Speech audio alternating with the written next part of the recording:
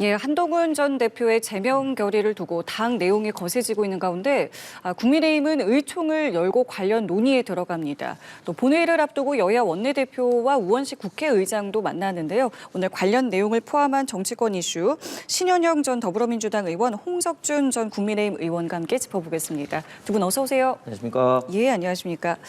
자, 오늘 오전에 있었던 국민의힘 상황부터 좀 알아보겠습니다.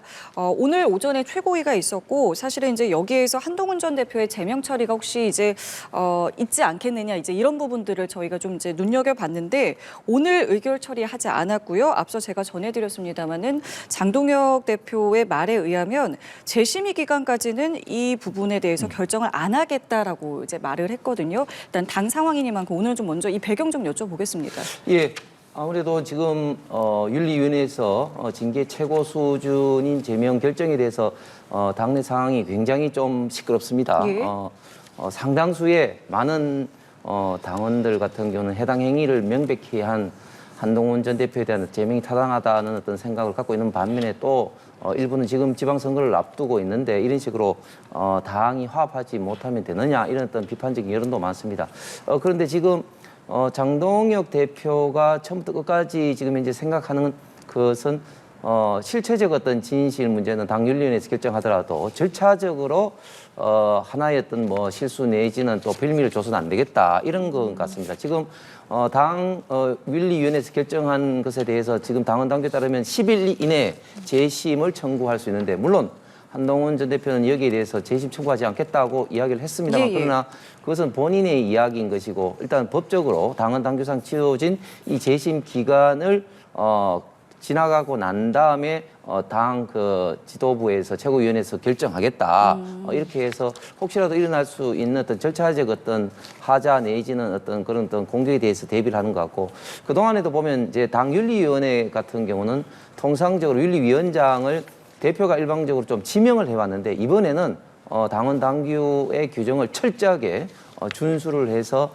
윤리위원회 상호간의 호선을 또 하도록 했습니다. 이렇게 일단은 절차적인 이런 어떤 과정을 철저하게 지키겠다는 이런 어떤 의도로 일단 연기를 했는데 또 그 이면에는 한동훈 전 대표가 지금 사과를 하지 않고 벼랑 끝에서 자꾸 이제 당 지도부와 특히 당 윤리위원회 또 그 이전에는 2호선 당무감사위원장 등에 대해서는 기소를 하고 또 협박 압박을 하고 이런 것들을 태도를 좀 바꿔라 하는 어떻게 보면 좀 시간을 어떤 주는 그런 어떤 의도도 있지 않나 그런 어떤 취지로 좀 연기를 한 것 같습니다. 그러니까 여러 이제 의도가 좀 담긴 것 같다라고 말씀을 해주셨는데 사실 이것이 조금 눈길이 갔던 것은 앞서 한동훈 전 대표가 어제 재심 청구 안 하겠다고 얘기를 했는데 이제 오늘 이렇게 얘기를 했기 때문에 그 배경에 대해서 제가 좀 여쭤봤던 거고 말씀하신 것은 이제 뭐 절차적인 문제가 혹시 생길까 봐 그다음에 또 하나는 그 사이에 좀 태도를 바꿨으면 하는 여러 가지 좀 의도가 담겨 있지 않겠느냐라고 분석을 해주셨는데 의원님 생각은 좀 어떠세요?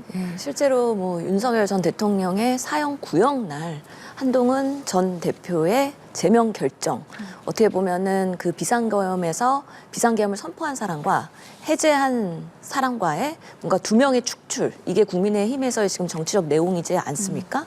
그런 부분에 있어서 한동훈 전 대표의 입장에서는 제명을 당하는 절차적 과정에서의 흠결과 하자가 있다 그러면 그것으로 가처분 신청을 할 수가 있고 이것이 또 법원에 받아들여지면 국민의힘은 앞으로는 정말 수렁으로 빠져들 수밖에 없다라는 부분에 있어서 장동혁 당대표가 이런 부분에 있어서 다시 한번 재심에서의 절차적 흠결을 해결하고 가겠다라는 의지로 보이고요.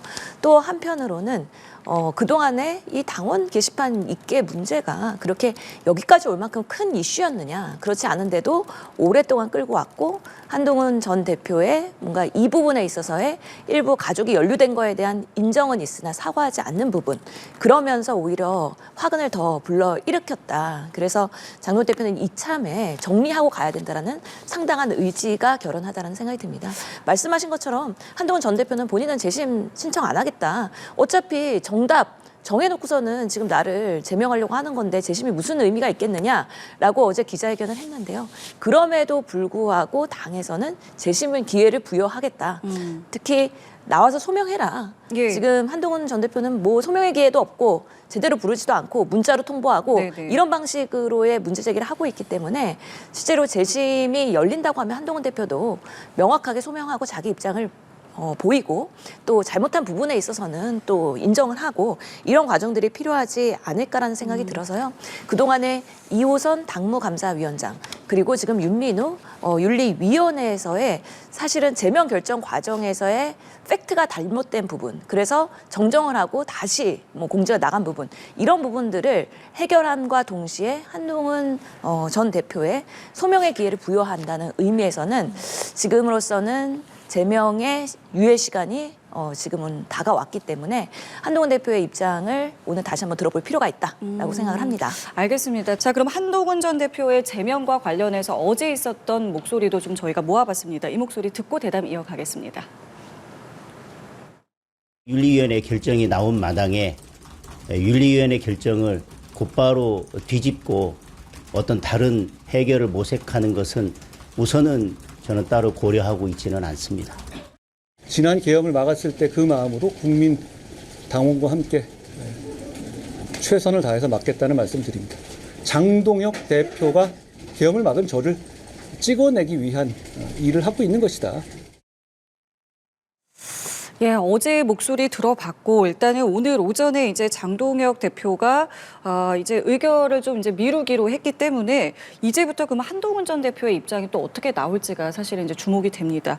어제 여러 입장들을 좀 내놨었고 이제 거기서 나왔던 게 아까 제가 말씀드렸던 뭐 재심 청구하지 않겠다. 그리고 가처분과 관련해서 움직임도 있어 보인다까지가 이제 현재까지 상황이거든요. 근데 이게 재심의 기간이 이제 이렇게 그러니까 그때까지 이제 의결을 안 하게 된다라고 하면은 말씀하신 것처럼 뭐 한동훈 대표가 뭔가 뭐 적극적으로 뭐 소명에 나설지 아니면 뭐 태도를 바꿀지 뭐 어떻게 좀 변화가 있을 거라고 생각을 하십니까? 예, 그렇습니다. 지금 당윤리위원회 결정은 법원의 결정이 아니기 때문에 이건 정치적으로 충분히 풀어나갈 수도 있는 문제라고 생각합니다. 그러나 당 윤리위원회 결정에 대해서 또 당 지도부가 일방적으로 이것을 뒤집으면 더 큰 문제가 있기 때문에 전제가 한동훈 전 대표의 어떤 태도 변화인데 조금 전에 화면에서 보신 것처럼 한동훈 전 대표가 지금 어떻게 보면 좀 문제를 더 키우고 있다. 이 문제, 단계 문제가 처음에 이제 발생한 지가 2024년 하반기에 이제 발생하게 됐습니다. 만약에 그 당시에 한동훈 전 대표가 사과를 했다면 이렇게 문제가 커지도 않았을 텐데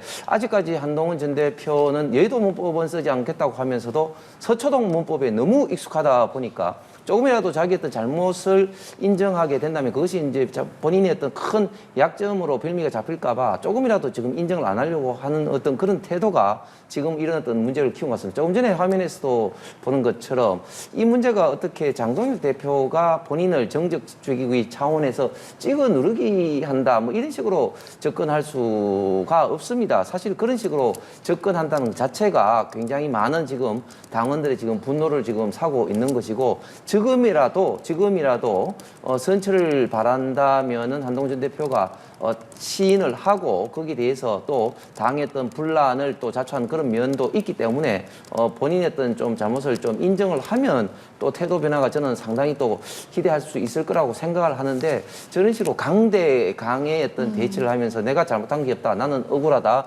나는 정적주기의 어떤 희생양이다. 이런 어떤 태도를 보이게 된다면 더더구나 장동혁 지도부 입장에서는 당 윤리위원회 어떤 결정에 대해서 바꿀 만한 어떤 정치적인 명분이 없다. 그런 어떤 측면에서 지금 시간이 조금 더 있는 만큼 지금 한동훈 전 대표의 어떤 태도 변화가 제가 볼 때는 선결 조건이 좀 돼야지 더 이상의 좀 이야기가 진행되지 그렇지 않다면 네. 제명 어떤 의견이 바뀌기는 좀 어려울 것 같습니다. 한동훈 전 대표가 문제를 더 키우고 있다라고 말씀을 하셨는데 지금 한 전 대표는 뭐 이전 거는 다 차치하더라도요. 당장 이번에 이 윤리위에서는 징계 결정문이 어쨌든 내용이 좀 바뀐 것과 관련해서 이 부분의 이제 절차라던가 이 과정에 대해서도 문제 삼고 있거든요. 이건 어떻게 봐야겠습게 그게 전혀 문제가 안 되는 게 지금 현재 윤리위원회 그리고 그 이전에 당무감사위원회 했던 그 자료에 따르면 한 1,480여 건의 한동훈 전 대표 등 가족 명의의 6사람이 2개의 IP 주소를 통해서 집중적으로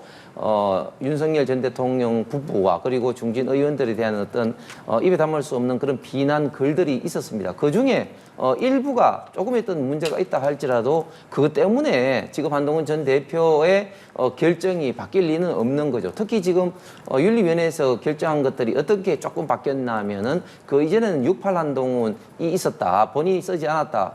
즉 이제 한동훈 전 대표가 이제 73년생이기 때문에 그랬는데 결국 이제 윤리위원회에서도 68 한동훈이 아니라 73 한동훈이 맞다. 그렇게 했는데 그 부분에 대해서 이제 한동훈 전 대표가 썼다기보다는 그 명의가 맞다는 그런 것이기 때문에 그 바뀐 것이 어떤 치명적인 어떤 결과의 어떤 변화를 가져오지도 않는다고 봅니다. 그래서 하나하나 지금 현재 이 1480여 건에 따른 이런 어떤 그 이 댓글 중에 일부가 맞냐 안 맞냐 조작됐냐 이런 어떤 문제를 따지고 가는 것이 아닙니다. 만약에 지금 김병기 원내대표도 마찬가지죠. 13개 지금 현재 뭐 지금 잘못된 어떤 보도라든지 사실 중에 몇 가지는 뭐 징계 기간이 지났다. 이런 것 때문에 민주당도 윤리 심판에서 바꿀지는 않거든요. 그렇기 때문에 이런 것으로 따지고 가면은 오히려 한동훈 전 대표가 더 불리한 어떤 형국으로 들어간다고 봅니다. 그 제명안 결정이 미뤄진 게 이제 오늘 아침 조금 전 상황인데 이 상황이 한 전 대표의 어떤 뭐 태도라든가 대응에 어떤 변화를 가져올 것 같으십니까? 지금 상당한 고민을 하고 있을 것 같아요. 재심 기회를 부여한다는 거잖아요. 그쵸. 그래서 나가서 소명을 하고 사실관계를 입증하고 본인의 뭔가 잘못한 부분의 인정이나 이런 부분에 있어서의 고개를 숙을지 아니면 계속해서 당당하게 싸우는 모습을 보일지 이거는 사실관계보다는 정치적인 사실 판단과 행보라고 보이는 것이거든요. 그럼에도 불구하고 본인이 지금 제명을 당한 것은 마치 제2의 비상계엄이다라고 얘기한 것 자체가 되게 정치적인 뭔가 싸움을 하겠다라는 큰 결의에 찬 비유라고 저는 생각을 합니다. 물론 그 비상계엄이란 비유가 적합하진 않았다. 본인을 합리화하는 데 있어서 상당한 포장을 했다고 생각하기 때문에 공감되지는 않지만 그럼에도 불구하고 그동안의 주장은 절차적인 흠결을 가지고 나를 제명에 이르게 했다. 소명 기회도 주지 않았다. 라는 건데 지금 재심에 대한 기회를 부여했을 때 소명을 하지 않으면 오히려 본인이 그동안 쌓아왔던 명분이 와르르 무너질 수가 있기 때문에 이런 부분에 있어서 한동훈 전 대표가 어떤 판단을 할지에 대한 고민이 있는 것이고요. 실제로 지금 한동훈이 직접 단계를 작성했느냐 아니면은 뭔가 도용이 된 것이냐 이거는 수사로 밝힐 것이다 필요한 부분이다라고 윤리가 이야기하지 않았습니까? 사실은 국민의힘에서 이런 윤리위의 징계는 경징계로도 갈 수 있고 중징계로도 갈 수 있기 때문에 경고, 당원권 정지, 탈당 권고가 아닌 가장 큰 수의 제명까지 결정을 했다 그러면 그 결정 과정에서 사안 하나하나가 명확하고 틀린 것이 없어야 되는데도 불구하고 지금 절차적 흠결은 분명히 있어 보이는 부분이기 때문에 이런 부분들이 나중에 한동훈 대표가 정말 법정으로 이 사건을 가져갔을 때는 윤리가 불리해질 수 있고 그럼 당이 지선을 앞두고 상당한 위기야. 내홍에 빠질 수 있다라는 리스크가 있기 때문에 결국에는 윤리위든 당 최고위든 이 부분에 있어서는 조금 더 재심으로 인해서 유예 기간을 주지만 완벽하게 클리어하는 과정으로 지금 1, 2월을 보내겠다라는 강한 의지가 내비치고 있는 거 아니냐라고 판단할 수도 있겠습니다. 자, 일단은 이제 한 전 대표의 앞으로의 행동이라던가 이제 반응을 저희는 좀 주목을 해봐야 되는 것이고 또 잠시 뒤에 이제 국민의힘의 의총이 또 열리게 됩니다. 상당히 경론이 오갈 것 같아요. 당장 어제 있었던 뭐 여러 가지 이제 행사에서도 굉장히 많은 분위기가 좀 격했었는데 그래서 오늘 분위기 어떻게 전망하시고 여기서 뭐 어떤 얘기들이 분명히 많이 나오지 않겠습니까? 근데 뭐 결론까지 이를 수도 있다고 보세요? 뭐 어떻게 좀 생각하세요? 결론까지는 이룰 수 없을 것 같습니다. 왜냐하면 당 지도부가 윤리위원회 결정이 돼서 승인을 하는 게 이제 의총을 반드시 거쳐야 되는 것도 아니고 단 의총을 좀 참고는 당연히 해야 되겠죠. 여기에 대해서 의원들 사이에 상당한 경론이 오갈 것 같습니다. 이미 어제 대안과 미래를 중심으로 해서 의원들이 국회 소통관에서 이제 성명을 내기도 했고 또 많은 또 친한계 의원들이 개별적으로 페이스북에 의견을 이제 피력을 한 상태이기 때문에 오늘 의총을 통해서 상당한 많은 어떤 경론이 있을 것이고 거기에 대해서 물론 당 지도부가 상당히 좀 참고를 하고 부담을 가질 수도 있습니다만 또 여기에 대해서는 또 당연히 당 윤리위원회 결정에 대해서 따라야 된다 하는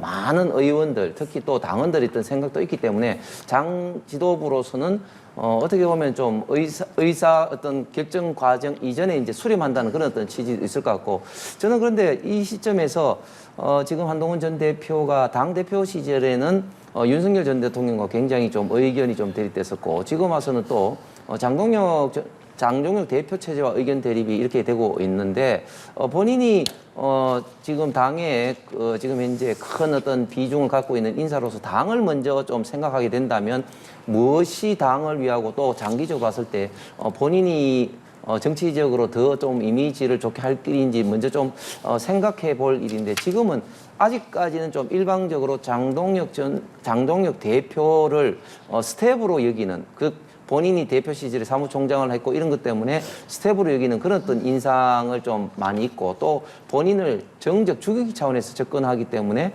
지금 벼랑 끝 대치를 하면서 일방적으로 지금 정치적 싸움으로 몰고 가고 있는 이런 어떤 구도를 잡고 있는데 이런 구도를 잡고 결국은 이제 본인을 정치적 어떤 희생양으로 프레임을 하는 것이 과연 본인을 위해서나 특히 당을 위해서나 좋은 일인지 한번 심사숙고 해봐야 된다고 생각합니다. 저 의원님께서 말씀 중에 이제 당을 위해서라는 표현을 많이 쓰셨는데 지금 국민의힘 안에서는 당을 위해서 이 부분을 그러니까 양측에 좀 자제를 요청하면서 정치적으로 좀 풀어야 된다라는 목소리들도 나오고 있거든요. 이 부분 어떻게 가능할 수 있다고 생각을 하시는지도 먼저 좀 여쭙겠습니다. 결국에는 그래서 지금 당내 의원들이 중진 의원 중심으로 그렇죠. 조금 해결을 하려는 그런 노력들의 메시지들이 나오고 있는 것으로 보이고 결국에는 장동혁과 한동훈의 싸움이 될 거기 때문에 네가 죽어야 내가 산다는 정말 사등 결단에 지금 마음으로 이렇게까지 오지 않았나라는 생각이 예. 들거든요.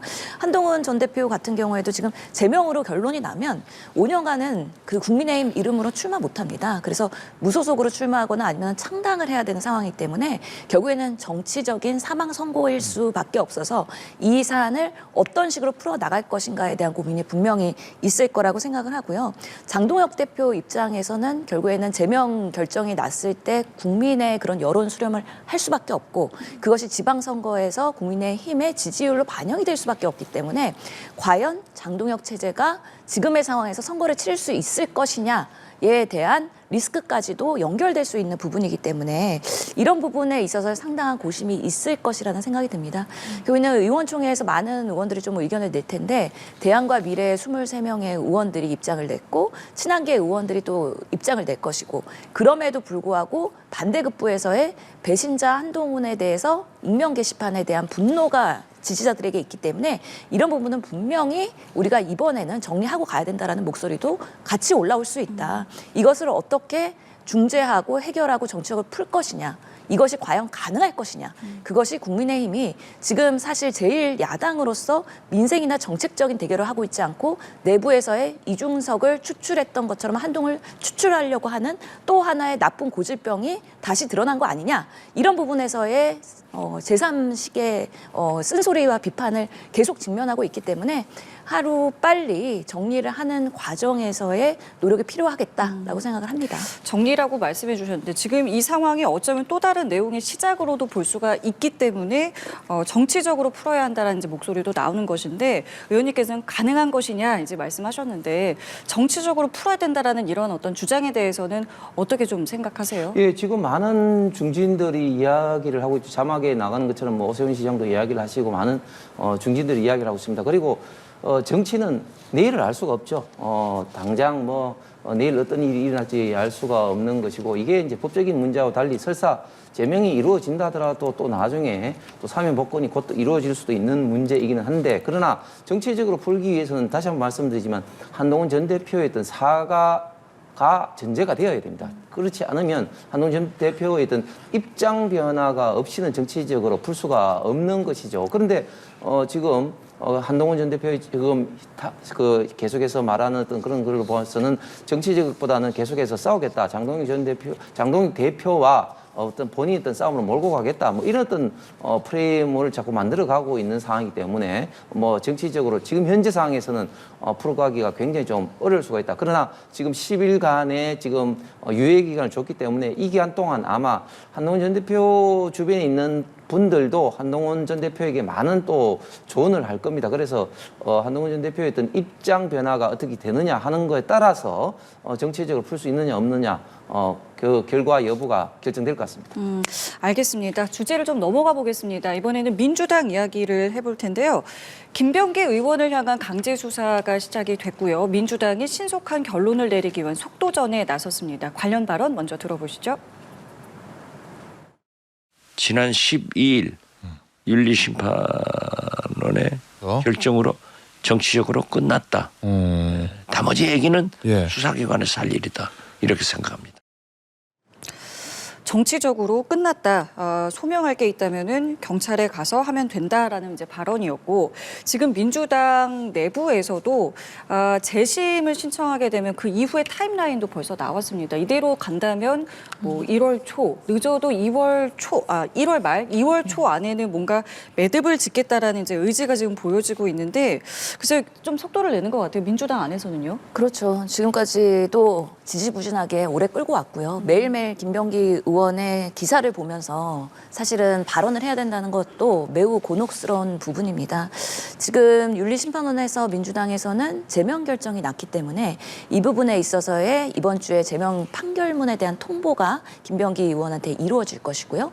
다음 주가 되면은 재심 신청에 대해서 7일 이내에 신청을 해야 되는 기간이기 때문에 아마 김병기 의원은 재심 신청을 할 것으로 보이고, 그럼 1월 마지막 주가 되면은 이제 재심이 열리게 됩니다. 60일 내에 결정을 해야 되는 상황이지만 아마 윤리심판원에서 상당히 빠르게 일주일 만에 결정을 내서 29일에 최종 결론, 그리고 30일 날 아마 그런 최고위원회를 통해서 의결하는 방식으로의 1월 30일 마무리에 민주당으로서 할 수 있는 최선을 빠르게 하겠다라는 의지를 보인 것이고요.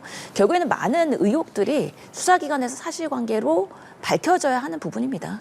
이게 아무리 윤리심판원이든 윤리감찰원이든 수사와 조사권의 한계가 분명히 있기 때문에 그런 부분은 수사기관의 올바른 그런 판단과 빠른 조치, 이런 것들을 기대할 수밖에 없는 것이죠. 그러니까 민주당에서는 이렇게 의지도 보이고 시간표까지 제시를 한 건데, 김병기 의원 같은 경우에는 아직까지도 특별한 움직임을 보이지 않고 있습니다. 어떤 생각하고 있는 걸까요? 예, 그렇습니다. 지금 김병기 전 원내대표 의원 같은 경우는 뭐 각도는 다르지만 이유는 다르지만 한동훈 전 대표와 똑같이 지금 버티기에 들어갔는데 완전히 그 배경은 다른 것이죠. 왜냐하면 김병기 의원 같은 경우에는 지금 상당히 많은 민주당 의원들에 대한 여러 가지 어떤 정보 자료를 갖고 있습니다.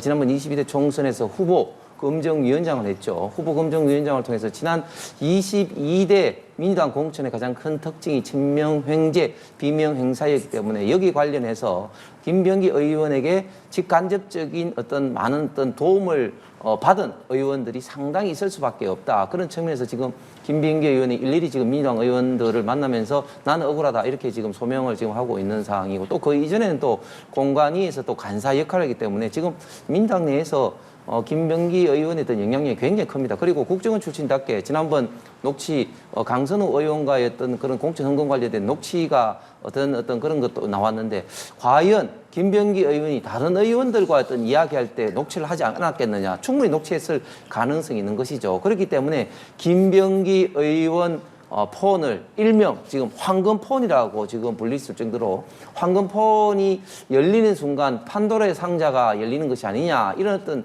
예측도 가능합니다. 그렇기 때문에 김병기 의원으로서는 내가 의원들을 만나서 설득하면 충분히 그 이제 제명 결정을 대해서 뒤집을 수 있다, 이런 어떤 생각을 가지고 지금 민주당 의원들을 접촉하고 있는데, 만약 의원총회를 통해서 만약에 김병기 의원의 제명, 윤리심판원의 제명 결정이 뒤집어진다면은 민주당으로서는 걷잡을 수 없는 소용돌이로 빠질 가능성이 있기 때문에 아마 민주당 지도부로서도 굉장히 당혹스러운 어떤 지금 생각으로 지금 이제 바라보고 있는 것 같습니다. 그 김병기 의원을 향한 이제 경찰 수사도 본격화됐습니다. 다만 앞서 모든 게 이제 지지부진하다고 말씀하신 것처럼 이 경찰 수사도 이제 와서 한다고 이제 뭐가 되겠느냐라는 이제 비판의 시각도 있고요. 뭐 비밀 금고도 발견을 못했다. 없다라고 지금 나오고 있는데 그래서 향후 수사에서 어떤 걸 좀 기대해 볼 수 있겠습니까? 의혹들이 워낙에 다양해서 사실 좀 시간이 많이 걸릴 것 같다라는 생각이 들기는 하고요. 어제 6곳을 압수수색하지 않았습니까? 뭐 의원 회관부터 해갖고 지역구 의원실이나 자택이나 여러 방식으로의 압수수색으로 증거물이 확보가 됐을 텐데 그 확보된 증거물이 얼마나 수사에 가치가 있을 것이냐. 지금 포렌식 분석하면서 아마 하나하나씩 판단을 할 것이라고 보이고요. 또 어제는 5명에 대한 출국 금지가 있었죠. 그래서 김병기 의원의 가족과 그 의원이 포함되어 있었는데요. 경찰이 이제는 조금 속도를 내려고 하고 여러 가지 여론의 비판에 대해서 부응을 하려고 하는 모습들이 보이기는 하는데 그럼에도 불구하고 몇 년 전의 일이고 이미 증거가 삭제되거나 아니면 여러 가지 이유로 인해서 확보하기 어려운 상황들이 분명히 한계가 있을 것이기 때문에 어디까지 밝혀낼 수 있을 것이냐에 대한 부분이 관건이라고 보이는데 실제로 김병기 의원보다는 이 사건들의 대부분은 보좌관들의 내부 제보로 이루어졌기 때문에 아마 보좌진들이 갖고 있는 그런 증거에 대한 자료들 이런 부분들이 계속 수사에서는 참고가 되지 않을까라는 생각이 듭니다. 수사 방향에 대해서 지금 움직이고 있는 어떤 수사 과정에 대해서는 어떻게 좀 평가하세요? 예, 경찰의 지금 수사가 봐주기 위한 수사가 아니냐 이런 어떤 비판을 굉장히 지금 많이 받고 있습니다. 예를 들어서 강선호 의원과 김병기 의원의 그 공천헌금 관련된 녹취가 12월 말에 나왔습니다. 그런데 12월 말에 나왔음에도 불구하고 김경 서울시 의원이 미국 시에서 가고 막 할 때 뭐 출금 조치도 하지 않았고 지금 와서야 지금 압수수색을 하고 있는데 굉장히 지금 늦장 수사를 하고 있는 것이죠. 그다음에 김병기 의원 관련된 문제점은 이미 수없이 여러 가지가 나왔음에도 여기에 대해서는 그 이전부터 한 건도 제대로 수사를 진행하지 않았습니다. 특히 2023년도 같은 경우 이수진 전 의원의 이제 고발에 의해서 동작 구 의원들이 공천 헌금을 김병기 의원한테 줬다가 뭐 받았다 뭐 이런 것 때문에 탄원서도 냈고 또 경찰서에서 수사를 했음에도 불구하고 당시에 또 무혐의로 종결되는 등 경찰 수사를 믿지 못하겠다 이런 어떤 여론이 굉장히 많습니다. 그렇기 때문에 특검이 필요한 것이 아니냐 하는 필요성 여론도 있는데 경찰이 이번에 정말 제대로 수사를 통해서 뭔가라도 좀 단서를 발견해서 좀 국민들로부터 인정을 받지 못한다면 더더구나 경찰 수사에 어떤 무용론이 있을 수밖에 없고 특검으로 해야 된다 이런 어떤 여론이 더 있을 수밖에 없을 것 같습니다. 알겠습니다. 자, 그리고 이 내용도 살펴보겠습니다. 정부의 중대범죄수사청과 공소청 설치법을 둘러싸고 여당 내에서의 반발이 커지고 있습니다. 정청래 대표는 정부안의 수정을 약속했는데요. 그 목소리 함께 들어보시죠. 진료는 의사에게, 약은 약사에게. 유명한 말입니다. 기소는 검사에게, 수사는 경찰에게. 이것이 수사, 기소의 분리 대원칙입니다. 수사, 기소, 분리의 대원칙. 이 원칙은 훼손돼서는 안 됩니다. 이제 당내에서 여러 목소리가 나오니까 이재명 대통령도 국회 의견을 이제 수렴하라라고 지시를 내린 상황인데 이게 보면은 그렇다고 해서 당 안에서도 지금 목소리가 갈리고 있는 분위기거든요. 그래서 어떤 게 지금 문제가 되고 있는 것이고 이게 정리가 될 수 있는 사안인지도 궁금합니다. 네, 충분히 의견 수렴하는데 시간이 걸릴 것 같기는 합니다. 실제로 보면은 그 정청래 대표 얘기한 것처럼 수기분리의 원칙, 이거는 형사소송법에서 논의를 해야 되는 부분이기 때문에 추후에 다시 논의할 여지가 분명히 있는 것이고요. 지금 많은 사람들이 관심 갖고 있는 게 보안 수사권입니다. 그래서 보안 수사권이냐 아니면 보안 수사 요구권을 가지게 할 것이냐 또 일부에서는 보안 수사 청구권으로 해야 된다. 이런 의견들이 있기 때문에 이 보안 수사에 대한 요구를 어디까지의 권한으로 줄 것이냐가 또 하나의 핵심이라고 보이고요. 특히나 뭐 여기 자문위원들이 국무총리 산하에서 6명이 사퇴하는 기자회견을 했는데 예. 거기에서 문제 의식을 가졌던 거는 공소청법과 중수청법에 대한 불만입니다. 공소청법에 대해서는 고등검찰청을 폐지해서 3단 구조를 지금 2단 구조로 바꿔야 되는데 이런 부분들이 반영되지 않았다. 그리고 중수청법에서도 지금 4대 범죄에 대한 수사를 9대 범죄에다가 사이버 범죄까지 포함하는 권한을 주면 과거의 대검의 중수부를 부활하는 꼴이 되는 거 아니냐 이런 부분에 있어서 여전히 지금 내용들이 있고 이 의총에서 충분히 정말 수기를 가지고서는 컨센서스를 만들어가는 과정이 꽤 오랜 시간이 걸릴 것 같기 때문에 이게 네. 빠르게 되는 것보다는 충분한 검토를 통해서 부작용 없는 방식으로의 지금 중수청과 공소청이 만들어지고 또 수기 분리가 이루어져야 된다. 이런 부분에 있어서의 1월, 2월에서의 국회 시간이 되지 않겠느냐라고 생각을 하고 있습니다. 그러니까 지금 이 상황이 정부안이 발표된 이후의 상황입니다. 여당 안에서도 지금 여러 목소리가 나오고 있는 것인데 이 과정을 좀 어떻게 보셨습니까? 예, 이재명 민주당 정권이 우리 대한민국의 어떤 법치주의 사법 체계를 엉망으로 만들고 있습니다. 근대사법 이래로 가장 중요하게 생각하는 건 일단은 국민의 어떤 기본권 존중입니다. 그리고 이것을 실현하기 위해서 사법 체계는 단순화해야 됩니다. 그렇기 때문에 자유민주주의 대부분의 국가에서는 경찰이 수사를 하면서 또 검찰은 기소를 하고 일부 보안 수사를 하는 것이 거의 대부분의 국가가 갖고 있는 겁니다. 그런데 지금 이재명 민주당 정권 그리고 그 이전에도 보면 검경수사권 조정이라든지 공수처라든지 이것 때문에 굉장히 사업적으로 좀 복잡해졌는데 지금 이 상황에 와서는 또 중수청이라는 게 생기고 이렇게 되니까 굉장히 지금 복잡하고 엉망진창으로 되고 있다. 지금 그 민주당 내에서는 지금 공소청의 보안 수사권 가지고만 이야기하는데 저는 그보다 더 큰 문제들이 있다고 봅니다. 첫 번째 문제는 뭐냐면 이제 중수청이 생기는 건데요. 중수청은 지금 행안부로 되어 있습니다. 그런데 행안부는 기존에도 어마어마하게 큰 기관인데 또 다른 또 중수청이라는 어떤 그게 되면 행안부가 공용 부처가 될 수가 밖에 없다. 거기다가 지금 검찰청, 공소청 같은 경우는 독립적으로 수사를 하지만 지금 중수청 같은 경우는 행안부 장관이 직접 수사에 또 개입할 수 있는 여지도 있기 때문에 정권용 어떤 그런 수사가 될 가능성이 굉장히 많다. 이것은 어떤 정권의 여부를 떠나서 저는 굉장히 대한민국의 어떤 100년 대계를 위해서 사법체계, 수사체계에서 굉장히 우려스러운 사항이고 또 두 번째는 지금 중수청이 원래 4대 범죄, 6대 범죄 시작하다가 지금 이제 9대 범죄 이렇게 메모도로 시작을 했는데 과연 이렇게 됐을 때 과연 누가 과연 고생을 하겠느냐. 결국 이 관련된 어떤 국민들이 더 피해를 볼 수밖에 없는 것이죠. 그다음에 또 공수처 같은 경우도 지금 처음에는 공소청장으로 하려 하다가 이게 또 헌법의 어떤 위헌 여부라든지 이런 것 때문에 또 이름은 공소청인데 또 그 장은 또 검찰총장으로 그대로 유지하는 그런 식으로 지금 되어 있는데 이래저래 굉장히 사법체계, 수사체계가 지금 이제 누더기가 되고 있다. 이런 것들이 국민들이 집권 여당이 하는 것에 대해서 불신을 하게 되고 또 불안을 하게 되는 그런 것이 아닌가. 그래서 하루 빨리 좀 정리를 해야 될 것 같은데 지금 민주당 내의 상황, 정부 상황을 봐서는 하루 빨리 지금 정리되기는 쉽지 않을 것 같습니다. 알겠습니다. 오늘 두 분 말씀은 여기까지 함께하도록 하겠습니다. 지금까지 신현형 전 더불어민주당 의원, 홍석준 전 국민의힘 의원과 함께했습니다. 두 분 감사합니다. 감사합니다.